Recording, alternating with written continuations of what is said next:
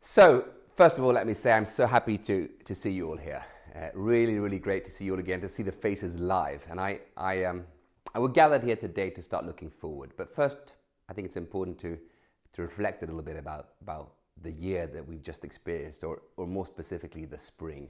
And I know it's been tough for a lot of you. It's been really, really tough and really hard, and it's been a really, really, I think in many ways, almost life-changing spring. So I thought I'd share some of my experiences, some of the things I will bring with me going forward into the future, and some of the things that really meant a lot to me this spring. So first of all, remember when we were in January. I mean, talking about January seems crazy. It's like another time. It's completely different. But we were on a boom. We were on a high.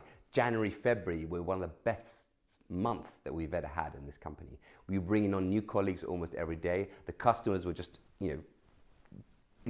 coming in over and over and over again, and we were on a really on a sort of a super speedy path forward. And then COVID hit. I think it was mid-March when we started realizing that things were going bad. I mean, I worry about the future all the time, incessantly. And I think the first time I heard about it, I didn't worry more about that than anything else. But I realized it was really, really bad when I talked to a boss at one of the big manufacturing companies in Stockholm, and he said that, Carl, normally we have 500 million kronor of revenue every day. At the moment, we have 0. And I realized, okay, this is going to be bad. I think the next week you realized, or the same week, I think it was probably the tourist companies, the hotel companies, their revenue went to 0. And they started calling us and saying, we have to stop this, we have to stop what we're doing. It's really important, all this digitalization, all this tech recruitment, but we haven't got any money. And I think the first wave that hit us, or the first customers that left us, they were probably obvious at first. And then almost immediately, or really quickly after that, the second wave hit us, or the second wave of the effects of COVID moved over in the business world, and the companies who we didn't think were going to be affected were affected. And for me, the low point was, I think it was a Wednesday. I just talked to Hugo, and Hugo, as you remember, Hugo was having a baby, the baby that now is, where they were going to have the baby, and they were also worried about having this baby because they worried about, are we going to be able to spend time with her, and it was sort of all those things are worrying. And we looked at the numbers, and we realized that if this goes on, we might not make it. This might be the end. This might really be the end of the company, the end of our life's work, and a lot of good friends and good colleagues are going to lose their jobs. And I remember hanging up the phone, kind of leaning back in the sofa, and really feeling horrible. And I think that night I was sort of overwhelmed by these strange apocalyptic dreams of being in a ship and sort of sinking and being sucked into this sort of maelstrom of events. And I had all these strange fantasies about what was I going to do instead of working at Ants. I was perhaps going to go into gardening, and I realized it's a stupid, anybody who knows me realizes it's an absolutely crazy idea, but it felt like, oh, this might be a good option if everything goes to shit. And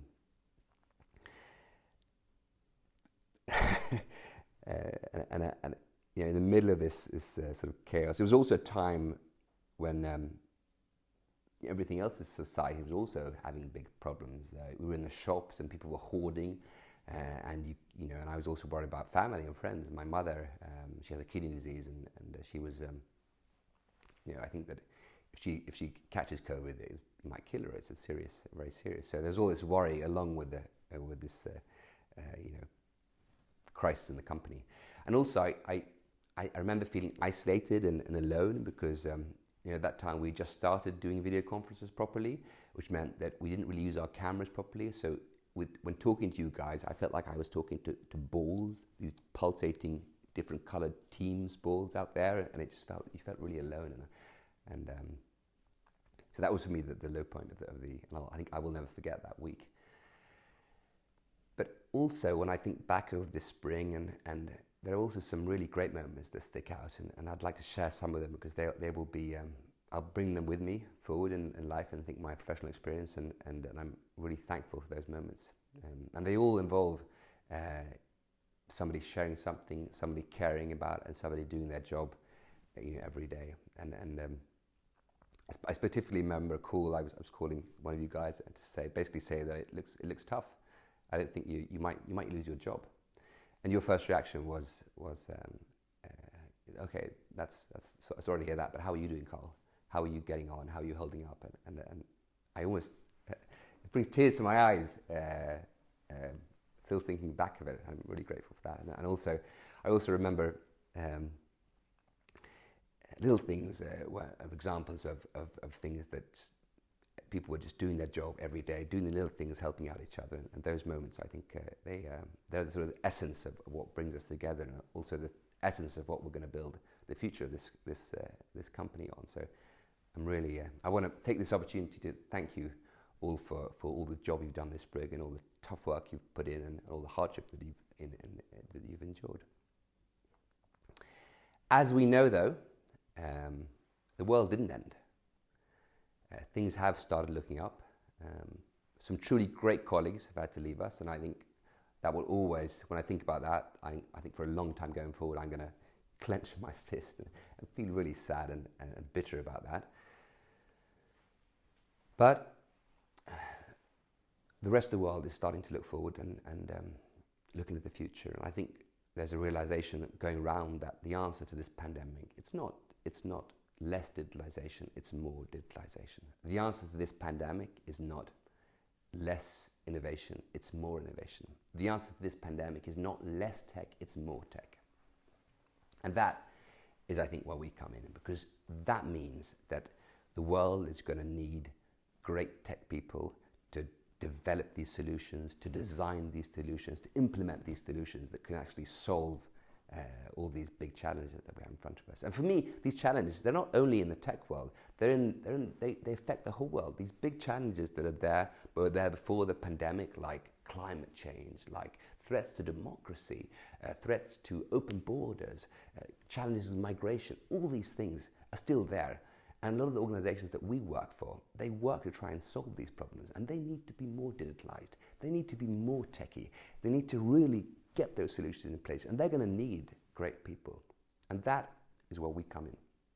Because I know that in this organization, among all of you, not each one of us on our own, but together we have so much knowledge in how to attract these people, how to find them, and how to help them find the best possible job in the best possible place. And if we do that over time, if we learn how to do it better every day, if we measure how we do it, if we share knowledge with each other, if we share knowledge with our customers, with our clients, with our competitors, then I tell you we can make a really, truly global impact, a truly massive impact on what we do. And when I say global, I'm not kidding, because this year we thought we were going to recruit 600 people. We're not going to get there this year because of COVID, but we might get there next year.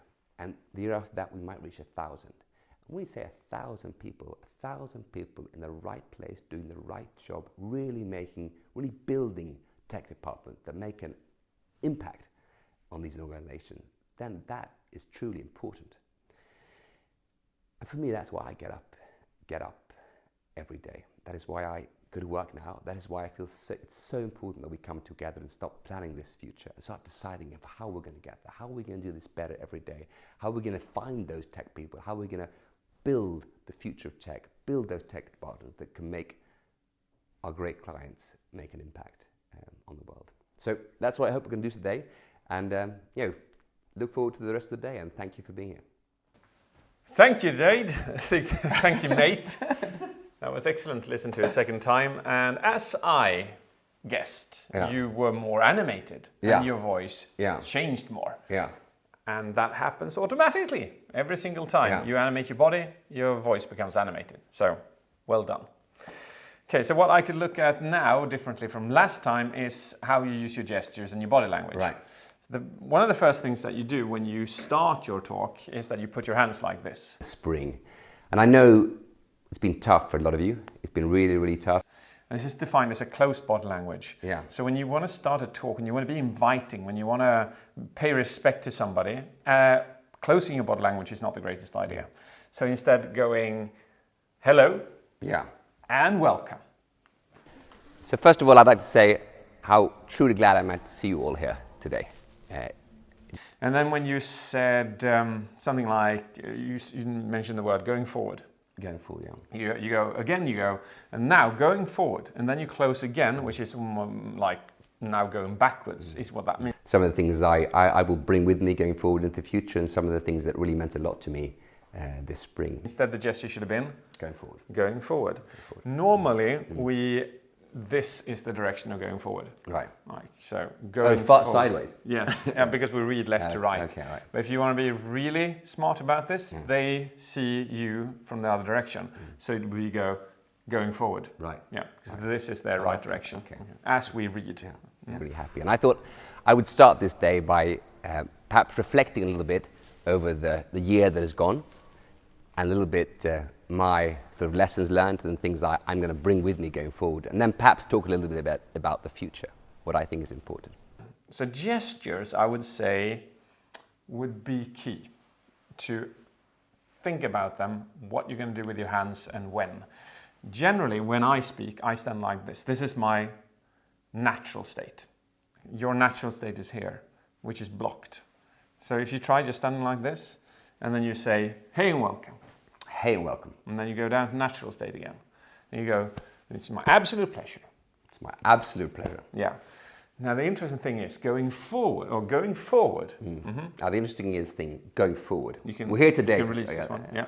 We're here today to start going forward. Yeah. And when that's hanging like that, avoid putting it like this and saying we're going forward, but this one going forward. And then you just keep it down here, and you say things like, as I was dreaming that night. You could use that gesture, for instance. Or when I was sleeping and I was dreaming that night, I was thinking about the sinking ship and being sucked into this big black hole. Try that. So when I was sitting there in that sofa, the dreams I had that night were I was in a ship and I was being sucked into this sort of hole of darkness and feeling really scared and frightened and worried about the future. Smashing. And then you go down again. Don't clench your fists, just relax. Okay.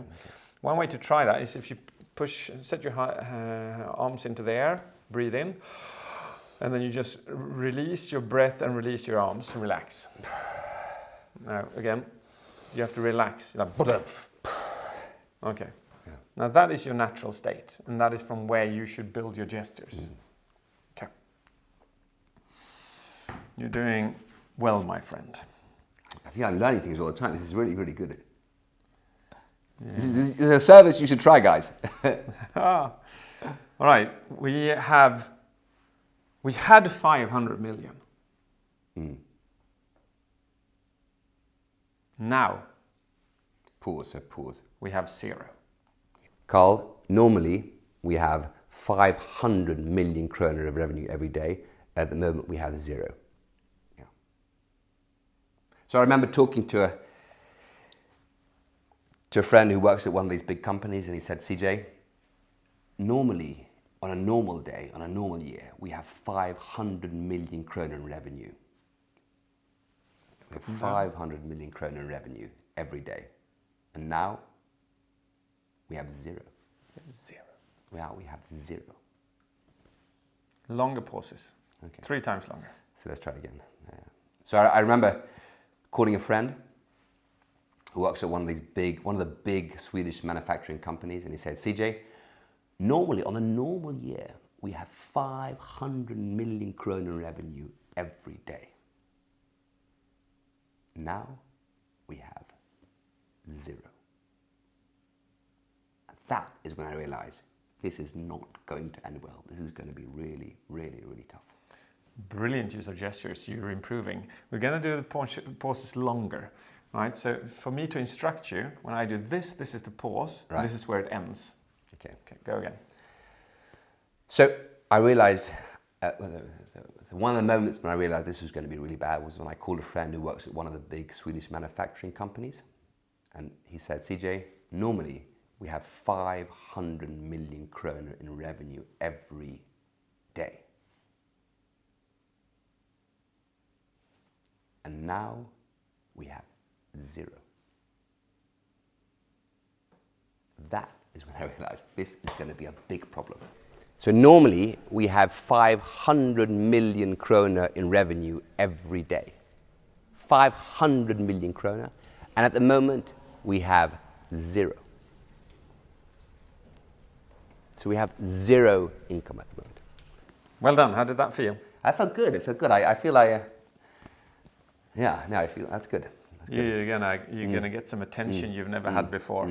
The pauses are killing it. And you did really well there. Okay.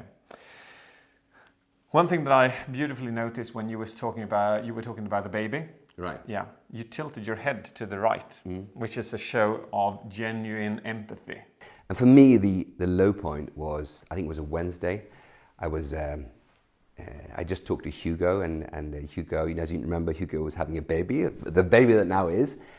So, and that is just a bonus point. Just wanted to say that. Because you don't tilt your head. You tilt your head exactly where you're supposed to tilt your head as a human being. Okay. Well done. You're not a psychopath. Good. That's good to know. one of the things I've been a little bit worried about. We didn't know. I wasn't worried about that, but that's good. That's good. Another one where you do, which you really show awesome emotion, is where you were talking about, I don't know exactly what you were saying, but you were talking about the baby, and then you were talking about living, something like, I don't know, something. You look down because you were emotional about something. And I was also worried about family and friends. My mother, she has a kidney disease, and she was, I think that if she catches COVID, it might kill her. It's serious, very serious. So there's all this worry along with this, crisis in the company. We human beings, we look down when we're emotional. We look up when we're visionary. So and this is human instinct. This is how we communicate. But some people have not learned how to do that, and they don't do it automatically. They look people in the eyes instead, and they say, "I'm really sad," instead of, "I'm really sad." Yeah, the difference is remarkable. But you do this automatically as well, so I don't have to teach you that. You use one good gesture where you say, leaning back, feeling horrible, pointing to, and you do this gesture. And I remember hanging up the phone, kind of leaning back in the sofa, and really feeling horrible. And I think that night I was sort of overwhelmed by these strange apocalyptic dreams of being in a ship and sort of sinking and being sucked into this sort of maelstrom of events. And that was really good. Yeah. So that's the kind of functional gestures I'm talking about. You're already using them. I could probably count to 6 or 7 really useful ones.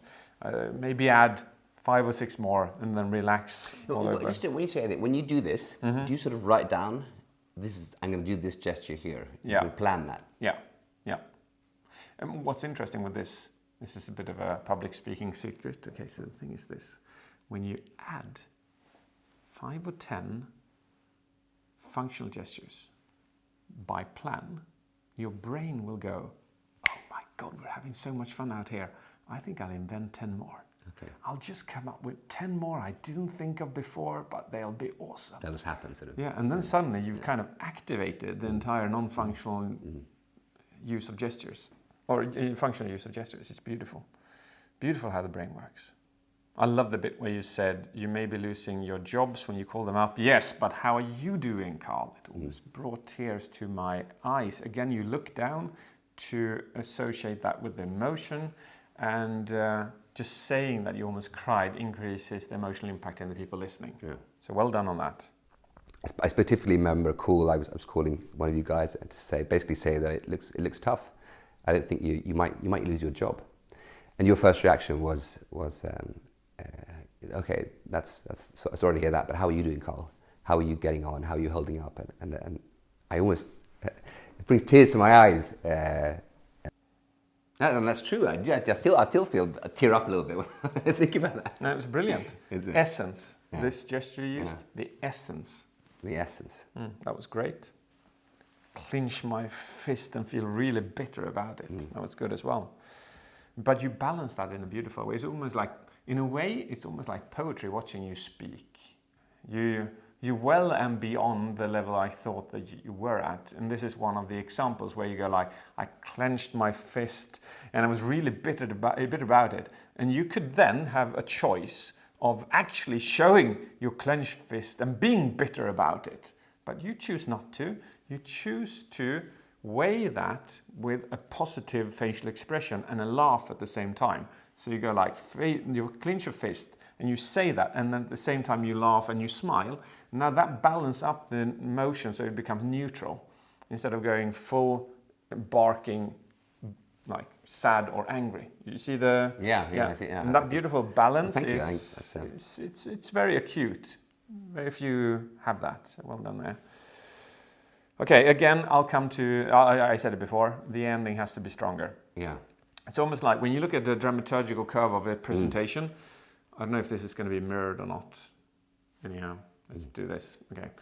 You start off strong. You grab attention, you pay respect, you get their attention. You can then drop down and you spice it over and over again with visualizations, examples, emotions and stories and insights and so on. And then as you come toward the end, this is what it's supposed to look like. You go bum bum bum bum bum bum bum bum bum. And your ending goes like this. Bum bum bum bum bum bum bum bum bum bum bum. And the year after that we might reach 1,000. When we say 1,000 people in the right place, doing the right job, really building tech departments that make an impact on these organizations, then that is truly important.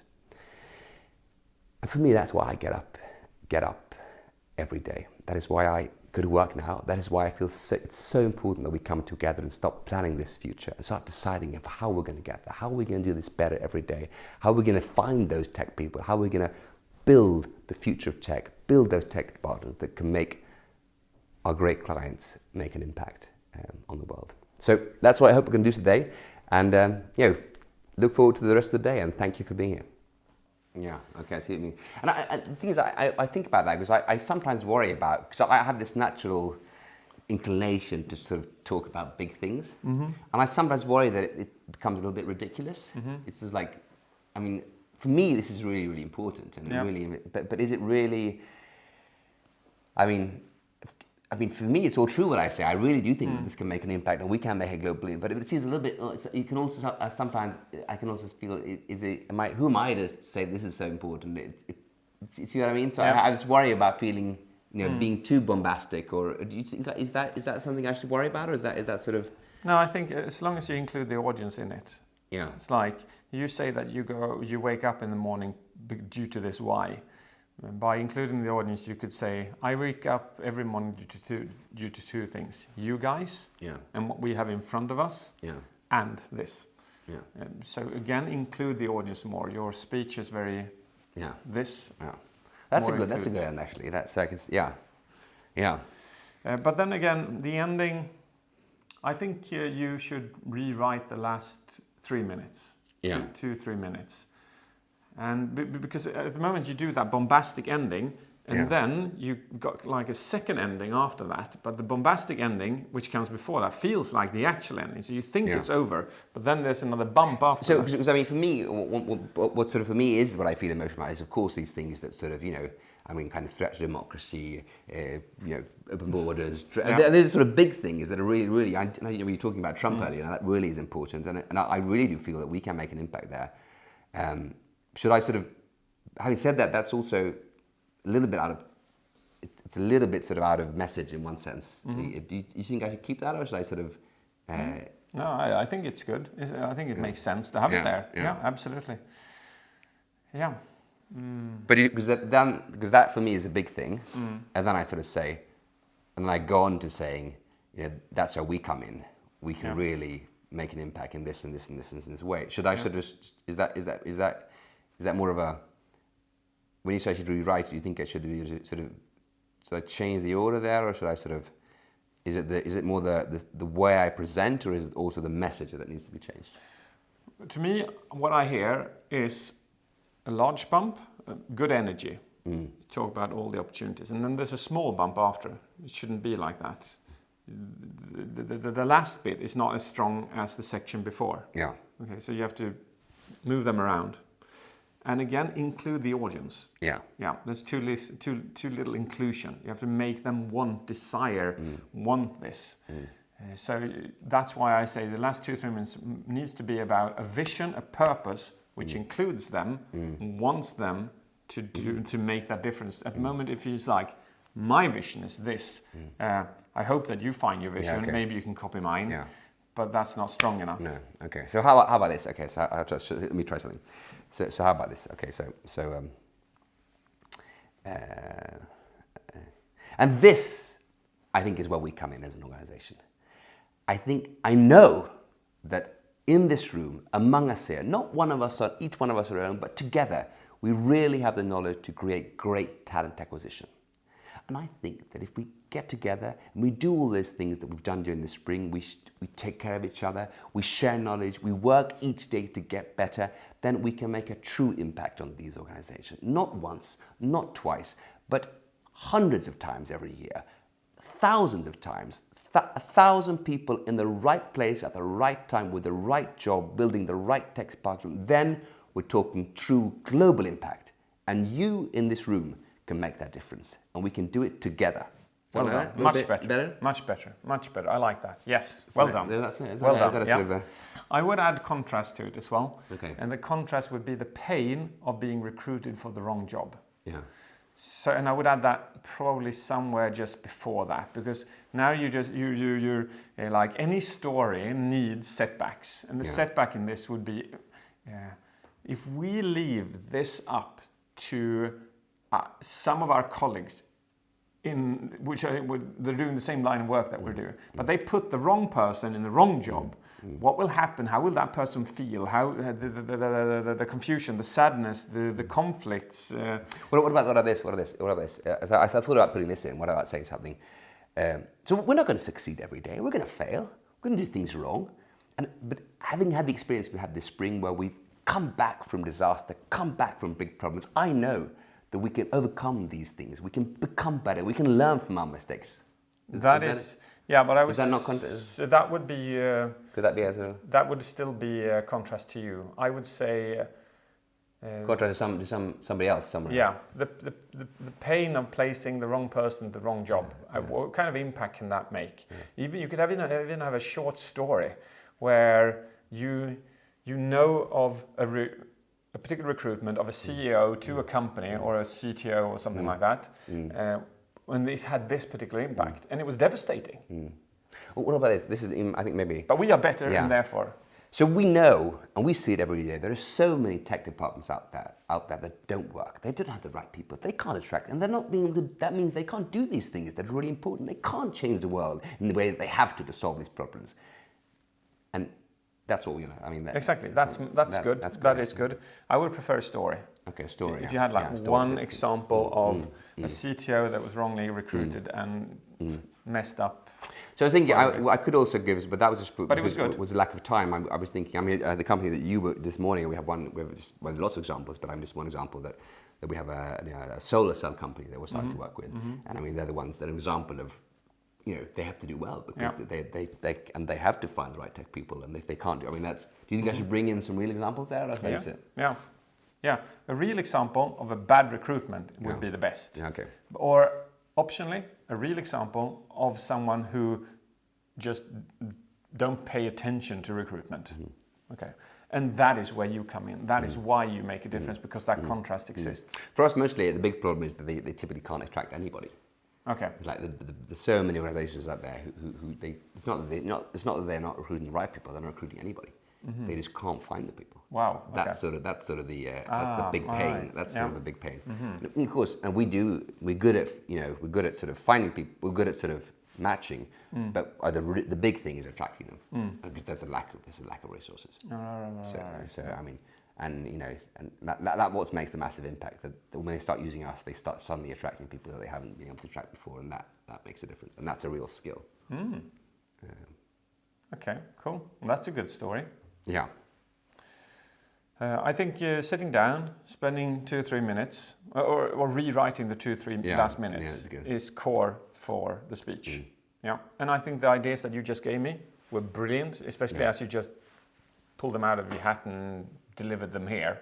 Yeah. So I'm super happy with that, mate. And one more thing that I noticed is that when you speak Swedish and when you speak English, you have a lower timbre in English and a higher timbre in Swedish, which is odd because that is odd. Yeah, it's the same voice. The thing with having a higher timbre in Swedish is that it gives you a different personality in Swedish compared to English. What different? What's the difference? Well, let's say people with a strong timbre are German, right, and people with a soft timbre are Norwegian. Okay. That's quite good options, right? Yeah. Not disastrous. And you would perceive a German and a Norwegian in two very different ways, right, even if they had exactly the same personality. Right. And when you speak Swedish, we will associate your personality differently from English. And I would recommend you to listen to the reference you have from the English timbre and apply that into your Swedish language. Let me just try this and do I say something. I'll say so. Nu ska jag säga någonting på svenska. Så där tror jag min vanliga svenska röst. Ja, that's correct. Och kanske att jag borde försöka vara lite mer så här när jag pratar svenska. Så lite mer djup, lite mer Martin. Martin, hej Martin. Hur mår du idag? Lite mer så, är det så? Maybe not that artificial, but you're definitely right. Just bringing it down a notch. It's almost like a microphone which is hitting the top ceiling. There's a micro screech at the top in the Swedish language, and there's none in the English language. I know for a fact that out of all the 110 skills, that is, just do that one for 2 months. It'll make an impression in your life, and people will perceive you differently in a positive way, in an even better way than they perceive you today. Interesting. Ja. Okej, Martin, nu kommer vi kommer öva på det här i bilen vägen hem. Så 2 months due to neuroplasticity. Okay, you got to keep at it. Yeah. I think we're done. I think we are done, actually. I have to say, this was really fun. I was really impressed, David, the way you did this, the way you really saw, and I think just having had this session, I can 1, 2, 3, 4, 5 things that I'm gonna bring with me. So thank you very, very much. Splendid. We shook hands. We shook hands. I know. It's COVID. We are in the same bubble now. We're in the same bubble. How could we? I know, oh my God, I'm gonna die. So first of all, I'd like to say how truly glad I am to see you all here today. Just look at seeing your faces rather than little balls. It makes me, really, really happy. And I thought I would start this day by perhaps reflecting a little bit over the year that has gone, and a little bit my sort of lessons learned and things I'm going to bring with me going forward, and then perhaps talk a little bit about the future, what I think is important. So 2020, what a year. I think we signed this contract in November or something like this, and then January and February were one of the best months we ever had in this company. I think you remember we were bringing in new colleagues every day. Companies were contacting us. Everything, it felt like the sky was the limit. And the investments we made in 2019 were really, really paying off. And then suddenly Corona hit.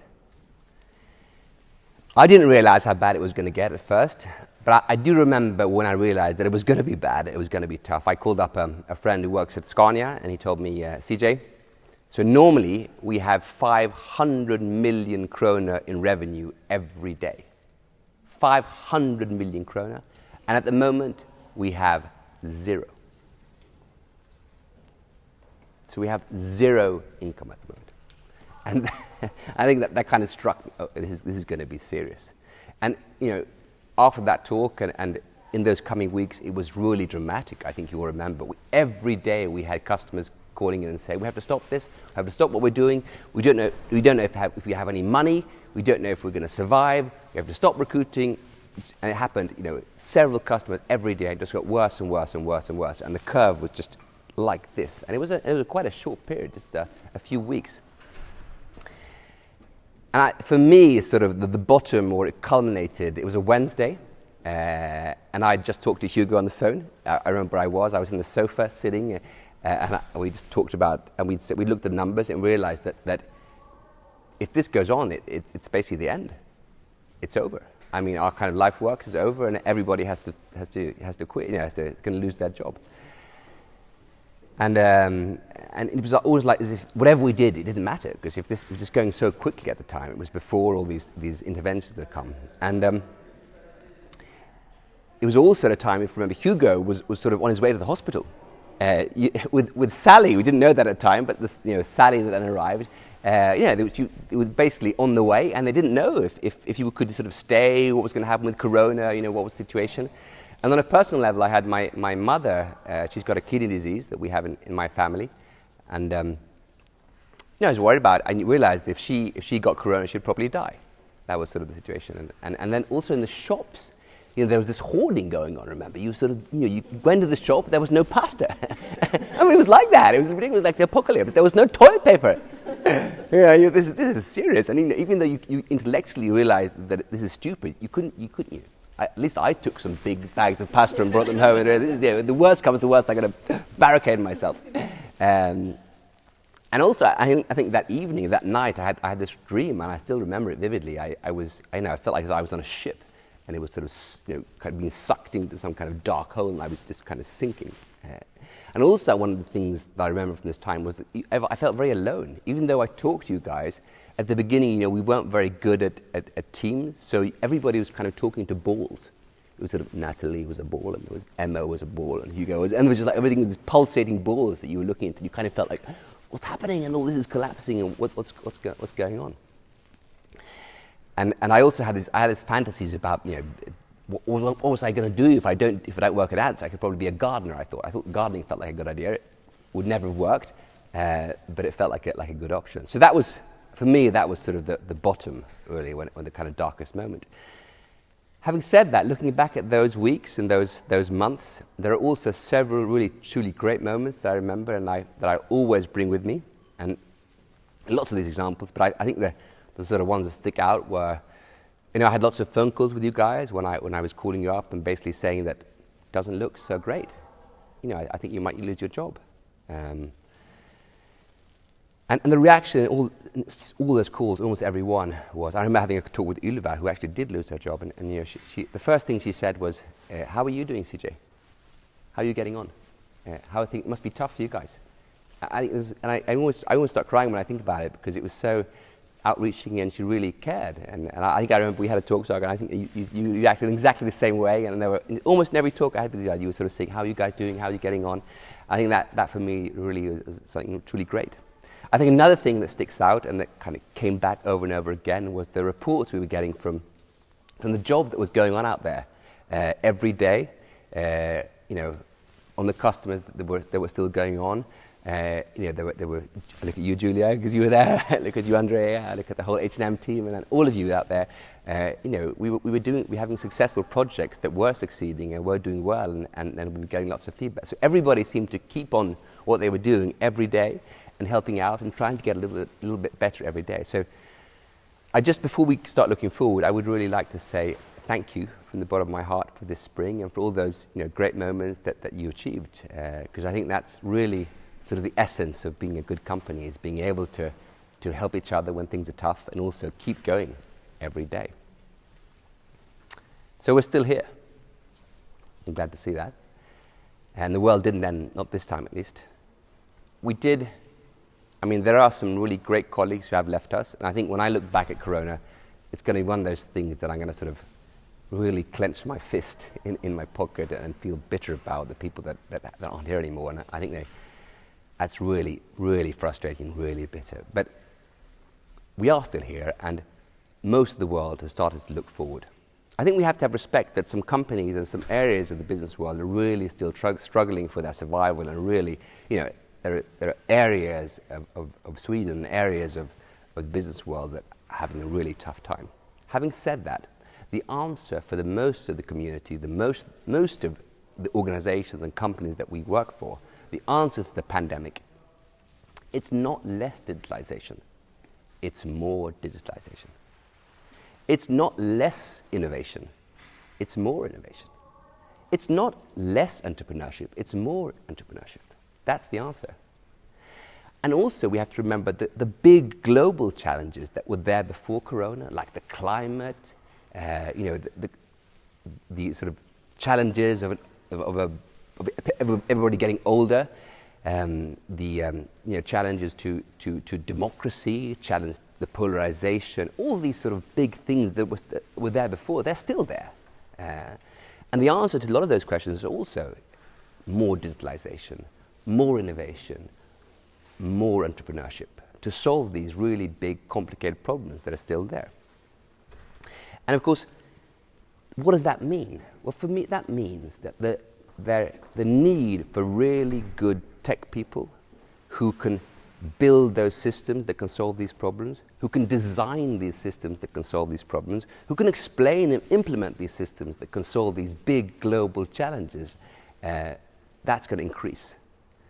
And there's a massive lack of them, just like there was before. It's still there. Nothing structural has happened to change that. And that, my friends, that drives the need for truly great talent acquisition. The skill that you all have, the skill that we as a company have, perhaps not each one of us alone, but together, when we learn things from each other, we try and do that great job every day, I think that's going to be a massive requirement going forward. And I think if we work hard every day, we measure what we do, we try and do it a little bit better, we try and place good people in great tech departments and sort of build the tech world, really build the tech world, one person at a time in a great tech department that can solve these big problems that we are facing, then I think we can have a truly great impact. And this year, I don't know what we're going to aim for this year, but at least several hundred. I think we should aim higher. I think we should aim for maybe 1,000 a year, 1,000 recruitments a year, and more than that. And I really think we can achieve that. And I think then we can make a big difference. And I think that is why I get up in the morning, and that is what I think we should go forward, look into. And I think that trip begins today. Now we begin to look forward, we begin to see how can we make things better, how can we do things a little bit better every day, how can we share the knowledge, how can we make ourselves expert, how can we share that knowledge and make an impact.